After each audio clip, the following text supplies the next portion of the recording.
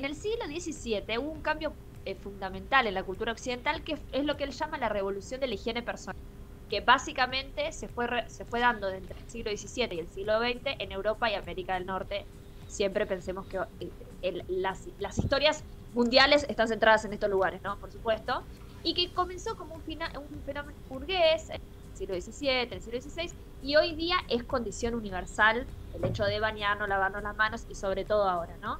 Pero hay datos que dicen que en el siglo XX, y bueno, un poco más, ya podemos hablar del siglo XXI también, les adultos tardan aproximadamente 1 hora por día en arreglarse.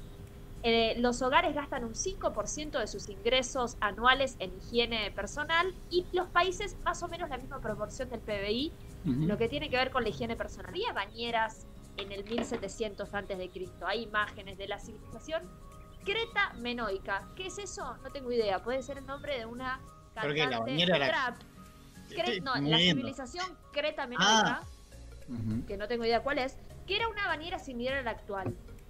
Pero en realidad los baños antes tenían diferentes significados. Primero, tenía que ver con curar enfermedades, tanto físicas como enfermedades del alma, ¿sí? De hecho, no se hacían baños por ejemplo, para el cuerpo, se hacían baños de agua, sino que se hacían baños de tierra para la tuberculosis, de hojas y demás.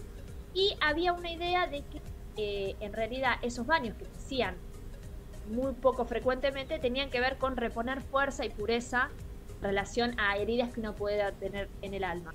Pero sí, por ejemplo, se estableció en determinado momento que las mujeres tenían que darse un baño después del periodo menstrual.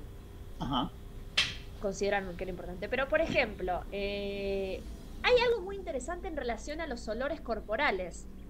Yo les digo los sumerios. ¿Cuándo existieron los sumerios?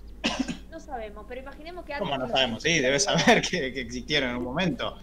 Sí, no se sabe, es como la vacuna. Pero los tipos decían, bueno, che, ahí olor a chivo. No le decían así, pero hay unos olorcitos. ¿Por qué no empezamos a probar? Y empezaban a restregarse en el cuerpo sustancias aromáticas, y si no, por ejemplo, cáscaras de limón y cáscaras de naranja. Después, los egipcios, unos años después, un poquito como que potenciaron estas técnicas y empezaron a generar aceites perfumados ellos, con canela, con limón, con otro tipo de frutos y demás. Y después ya, esto me gustó mucho, los egipcios se depilaban las axilas, pero como Johnny. Por una cuestión de moda y de estética, como que existió en un momento una moda de que haya poco pelo en las axilas, pero descubrieron también que había menos olores.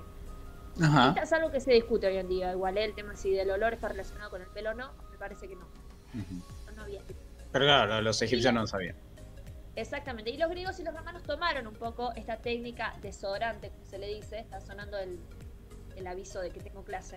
Pero falta, ¿no? Ya va.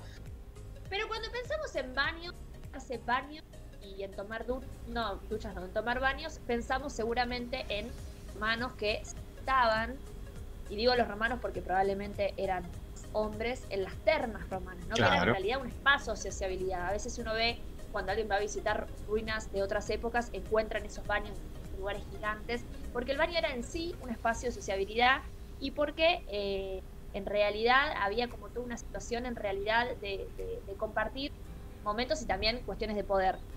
Pero cuando cae el Imperio Romano pasa algo importante en relación a el uso del agua. Se empieza a creer que el agua, todo lo que nos ponemos en el cuerpo, va tapando los poros, y eso hace que se generen enfermedades. Entonces se empieza a ver una época del lavado en seco, digamos. Porque en esa época se creía que la salud del alma y el cuerpo estaba relacionada con los humores. Van a hablar de la teoría de los humores. Son como 4 líquidos que tenemos naturalmente en el cuerpo: la sangre, la pituita, el bilis y la trabilis. Claro. Y que decían, bueno, se evacuaban o se purgaban si era necesario medicinalmente, o si no, se sacaban por la sudoración. Y agregar agua como que rompía ese equilibrio. Entonces, a raíz de este miedo a las enfermedades que empieza a haber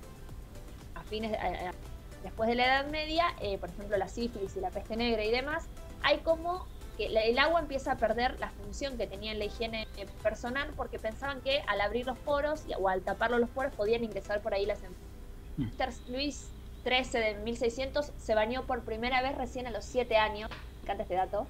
Muy bien. Isabel I se bañaba una vez al mes. O sea, se lavaban poco en seco, digamos, como que se pasaban y usaban camisas de lino para atraer la sudoración, digamos. Claro. Y recién empieza en 1762, más o menos, o sea, ya estamos hablando del siglo XVIII, Rousseau escribe en el Emilio.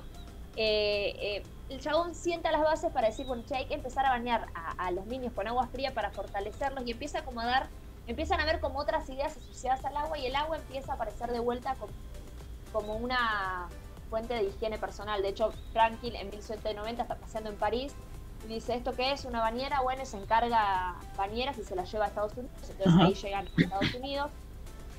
Y después, por ejemplo, como ejemplo, para terminar como un poco en esta historia de Europa y de la higiene personal, Napoleón y Josefina se decía que se daban largos baños en bañera, y que era más largo el baño porque tenía como una función relajante en base a la situación, digamos, social. Y después de la paz de Amiens, el chabón se pasó 6 horas en la bañera.